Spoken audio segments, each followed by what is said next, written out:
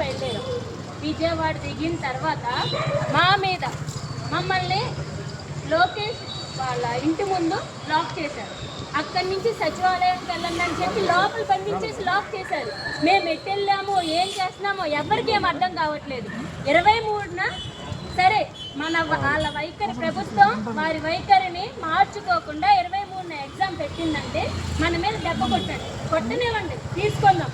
27 నుంచి మన వయోజనుల ఓటు హక్కుని వినియోగించుకుంటూ 27 నుంచి పడతానే ఉన్నాం. మనం బాగుపడినప్పుడు, ఏ ప్రభుత్వం మనకి సహాయం చేయనప్పుడు మనం ఎవరికి ఎదగడానికి సహాయం చేయని అవసరం లేదు. ఇప్పుడు కూడా రేపు నుంచి ఏ అమ్మాయి అయినా అబ్బాయి అయినా బయటకు వచ్చి మాట్లాడాలి. ఇది మన భవిష్యత్, మనమే మాట్లాడుకోవాలి. ప్రభుత్వం మన దగ్గరికి వచ్చి హామీ ఇచ్చే వరకు మాట్లాడాలి అంతే.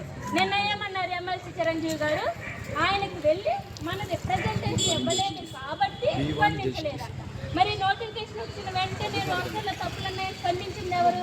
ఆయనే కదా. అప్పుడు ఎవరు ఇచ్చారు రిప్రజెంటేషన్? ఆయన కళలో ఏమైనా ఊహించుకున్నారా? మన ప్రజాప్రతినిధులు మన తరఫున గవర్నమెంట్ వారికి విన్నవించుకోవాల్సింది వాళ్ళే. మనం వాళ్ళ దగ్గరికి వెళ్ళడం కాదు, న్యాయం చేస్తామని చెప్పి వాళ్ళు మన దగ్గరికి రావాలి. రేపంతా మనమంతా సంఘటితం అవుతేనే మనం అనుకున్న విజయం దక్కుతుంది. లేదా మన స్వార్థపరులాగుంటే మన భవిష్యత్ నాశనం అయిపోతుంది. మన విజయం మన చేతుల్లోనే. కదులుతాం, బయటికి రండి, విజయం సాధిద్దాం.